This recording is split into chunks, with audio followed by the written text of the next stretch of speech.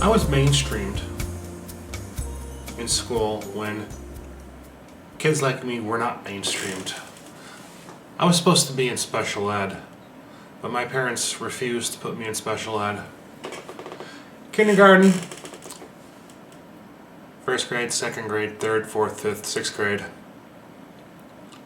Should have been in special ed, which back then was a separate school, completely separate school where all the kids in the region went to be educated. And so I was put up as being recommended for going there after second grade because, as I said in a previous video, I would have incidents and accidents at school. Well, not accidents, but I'd have incidents. I'd melt down and I'd get on the floor and I'd start bashing my head against the floor. It really was not a pleasant time for me to be alive when I was in grade school. And my parents said no. They said no, don't do it. You're not putting my kid in special ed. And so I was mainstreamed. And it was not a pleasant experience, at least all the way up through to the time that I got to high school. No IEPs, nothing like that existed back in the late 80s and early 90s. And well, remember when I was in kindergarten?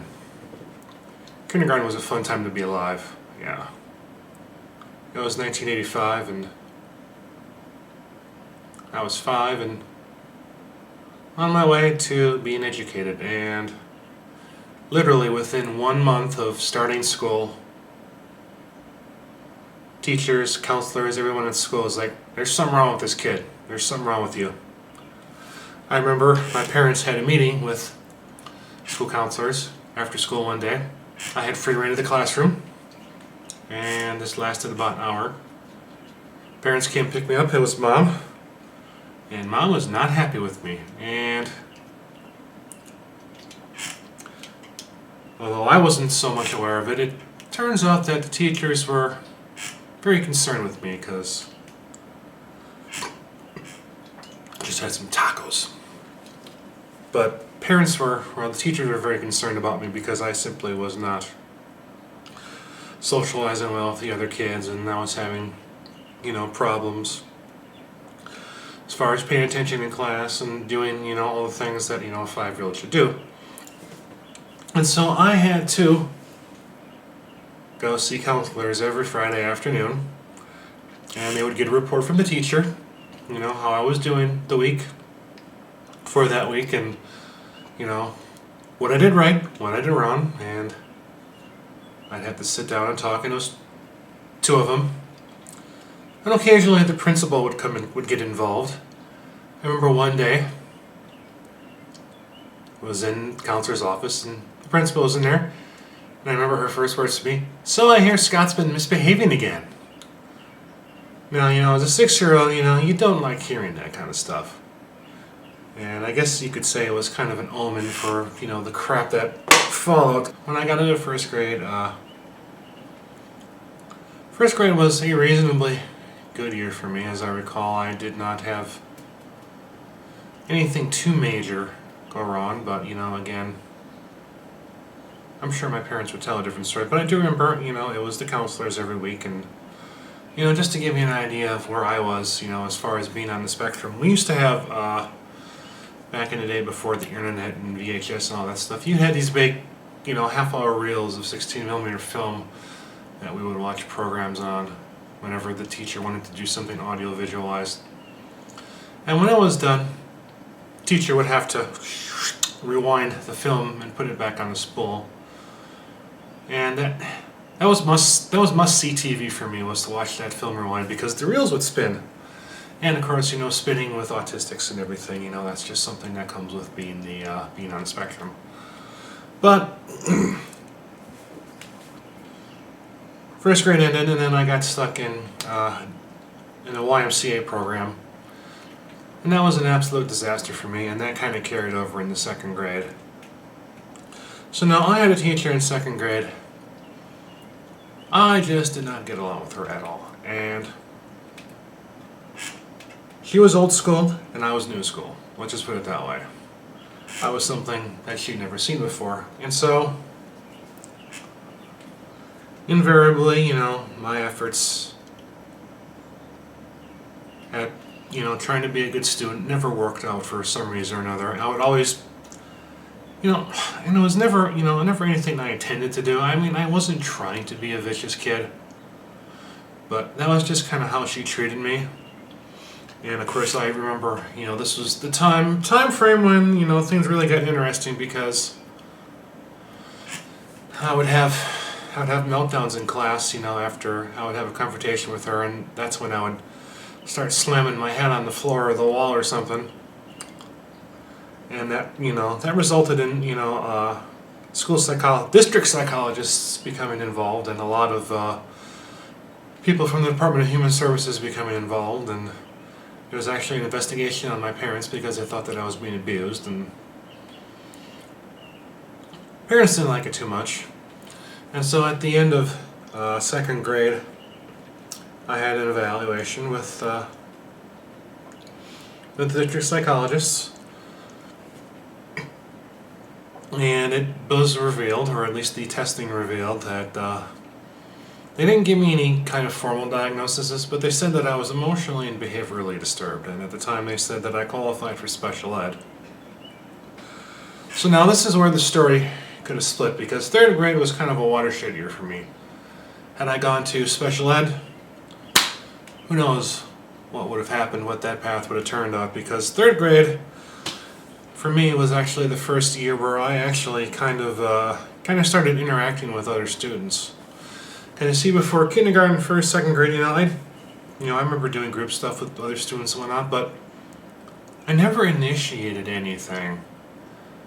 And nobody ever really wanted to initiate anything with me, so I was just always, kind of the odd man out for everything. And so, third grade, that kind of changed. I guess you could say that maybe people kind of got used to me.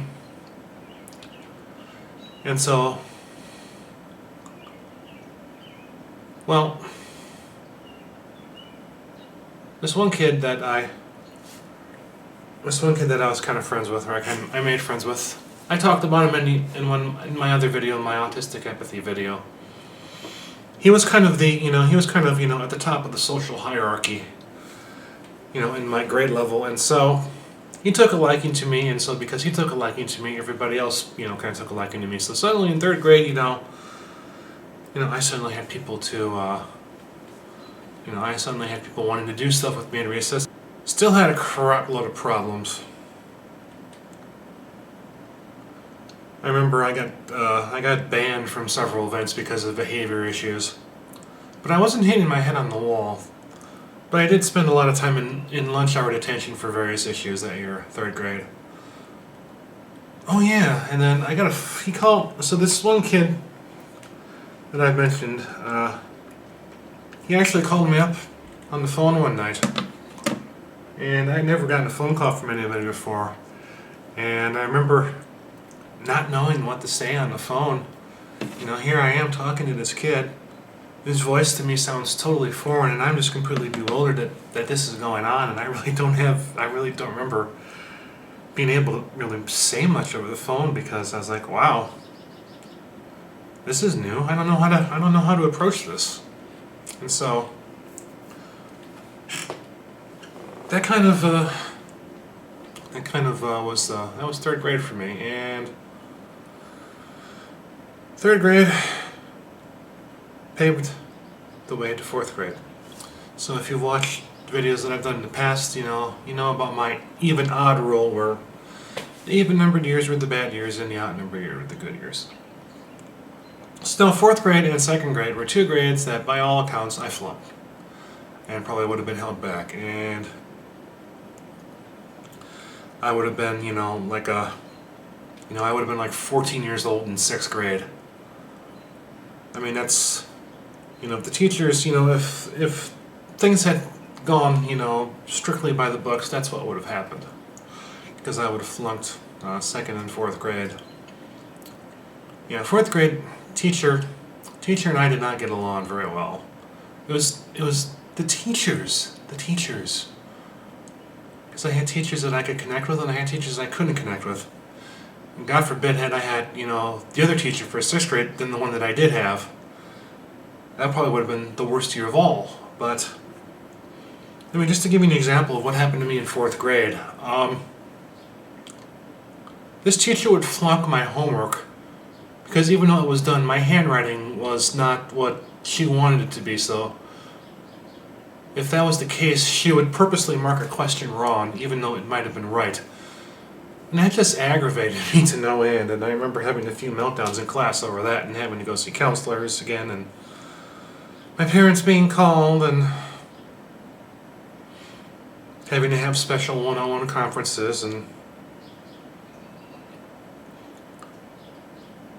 oh yeah, and then the other time, 4th grade, the gullibility factor for me kind of, I got into a shit ton of trouble one day during lunch because the other students suddenly decided to play this game with me. And if you know anything about people on the spectrum, they tend to be very susceptible to things like this. So here's what they did. This one girl, she comes up to me, she's like, we're going to play a game. I want you to say that. I want you to say it after I say this. So she goes, shh, and then I say it. Shh, it. I didn't make that connection at the time that I was, finishing someone else's swear. And so that went on for a bit. And I'm like, okay, what's this all about? So the next thing I know, I've got the principal, counselor, and my teacher in the classroom all kind of hovering over me, yelling at me. He's like, were you swearing? Why were you swearing? And it's like, they tricked me. I wasn't doing it. That's kind of, that was a big thing that resulted in the conference with the parents, and not pleasant memories. So after 4th grade was when they took me to see an actual psychologist, and I got my ADHD diagnosis, and so I was put on antidepressants. And so we get into 5th grade. My teacher was actually a friend of my dad's, and this was someone that knew me beforehand, so he kind of understood me and understood my quirks and my personality, so it was actually a very easy year for me. It really was. But the medications that I was on really did not do me a whole lot of good as far as, let's just say that the medications kind of made me more or less bipolar. I remember I'd get manic. I'd get manic-like, snap of the finger, something, I'd start laughing and I couldn't stop, or at the same time, littlest things would set me off on these just awful crying jags that would last for, a good half hour, if not more. And I remember complaining about this to the psychiatrist who put me on drugs, and he just completely blew me off. And to this day, that peed me off quite a bit. And the other thing that happened too in 5th grade was that when I'd get sensory overloaded, I kind of shifted from melting down to shutting down.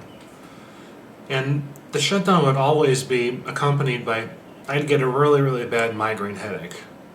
And I've been getting them ever since.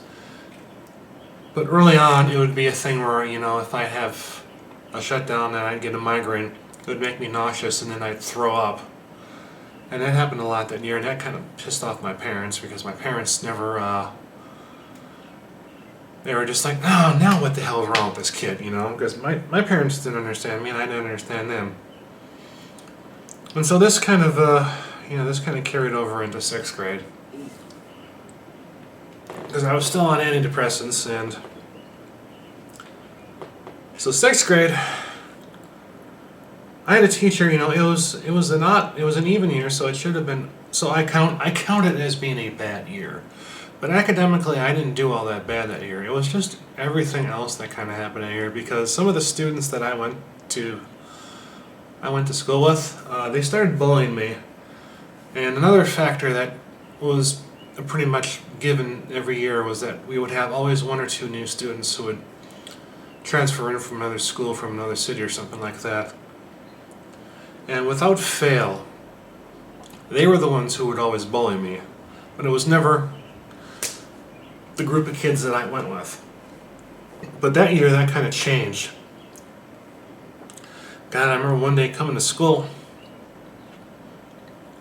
This one kid, his name was Sean. He started throwing tennis balls at me one day before school. And I didn't know what to make of it, and I thought it was, at the time, I kind of thought it was, a game that he was playing. I didn't really, think of it as that, but I got pelted a few times, and I ended up grabbing my raincoat because it rained out that morning. Riding my bike to school, I had a raincoat on. I ended up taking my raincoat and I was holding it up, trying to shelter myself from the tennis balls.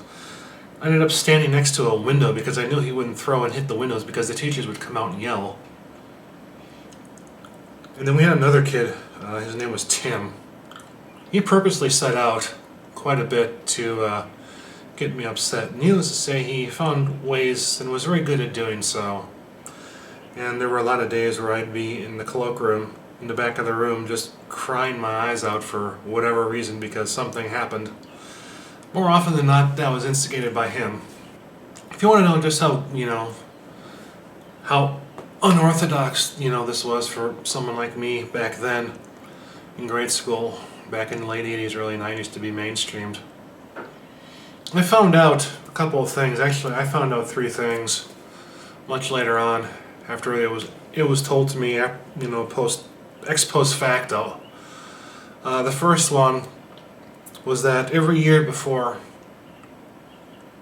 I would start the school year, my parents would go to my school, find out who my teachers were, and then they would sit down and have a meeting with them, and they'd be like, okay, this is my son, this is Scott, this is what he's like, this is what you need to be mindful when you deal with him. My parents were very preemptive when it came to school, and I think that was probably one of the reasons why grade school for me went as well as it did, considering I was on the spectrum. And then the second thing, this came out kind of, my parents told me this after I got out of 6th grade, but my 6th grade teacher had told me that the group of kids that I went to school with for 7 years, from 85 to 92, she said those group of kids that I went to school with were probably the most tolerant and empathetic group of kids that she'd ever seen in all her years of teaching. And so that obviously says something right there, that I had kids who were very, shall we say, patient with me in my ways at times. And then the third thing, which was kind of a negative, I found this out from my principal. He said that over the years he fielded quite a number of phone calls and letters and personal visits from parents of my classmates. Because when I would have a meltdown or something, or I would do something, they typically would go home, and tell mom and dad about what I did, and then they in turn would go and they would file complaints with the principal, with the school district, saying, "Why are you educating my son or daughter with this creep, with this cretin?" That was basically what it was. And so I had a lot of help from the very beginning, and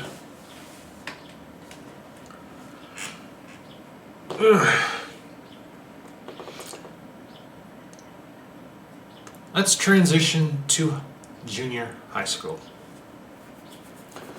So now when I got to junior high school, for me that was 7th through 9th grades, but the time frame before that, I kind of had, a somewhat normal, shall we say. No, I don't want to say. When I moved to 7th grade, I don't want to say somewhat normal. See, this is the other thing too. I have such a hard time with being expressive language, that kind of stuff.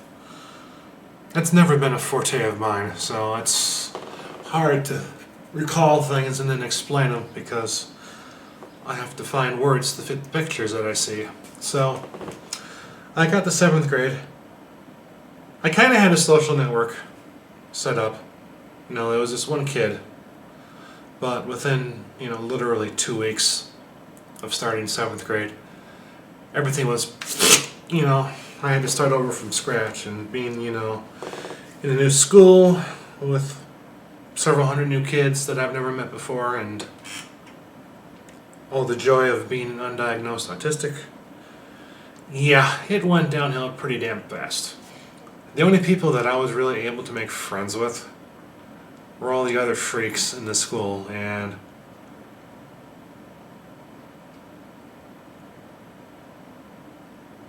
yeah, if you would have met them, yeah, it was all I could get. It was all I could get. And when you're desperate, beggars can't be choosers. And so my friends were the people with all the other, who had all, issues of their own.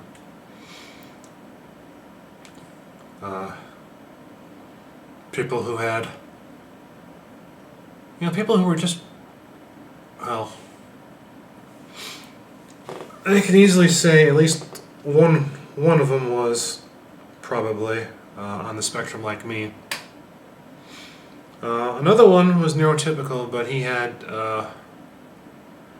was the horniest MFer I've ever met. And he would stick his dick in anything that he could fit it in and do it with that. I mean, that's just who he was. If I remember the story correctly, he had sex with his sister. That's who I was hanging out with. And then there were a couple other people too. But I certainly didn't want my parents meeting them because I knew that they would not approve of that. But yeah,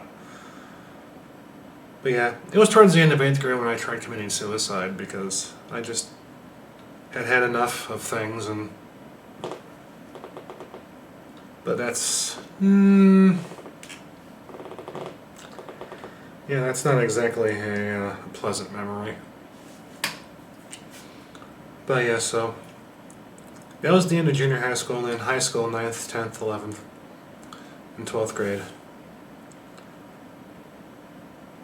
Yeah, I was pretty much a loner when I was in high school. And this was, by the time I got to high school, Asperger's was on the books as a diagnosis, official diagnosis, but nobody thought to have me tested again for it because they figured that it was just, the ADHD thing. And so I got out of high school in 1998, and I do not miss one moment of school. I do not miss it at all. And, just to give you, an idea of exactly how much I don't miss school. The final 3 years that I was in school, I went so far as to not even pose for pictures for the school yearbook because I did not want, at the time, my prerogative was that I did not want anybody looking through the yearbook going back and pointing out, that freak that I was, or at least that I felt that I was, back then. Because as I say, you truly do feel like you're on a different planet when you're on the spectrum, and that's certainly how I felt for a good 12, 13 years of my life, trying to deal with people who were working on a completely different level than me. And getting out of high school, it was a bittersweet day for me. And wow, am I going to hard drive here?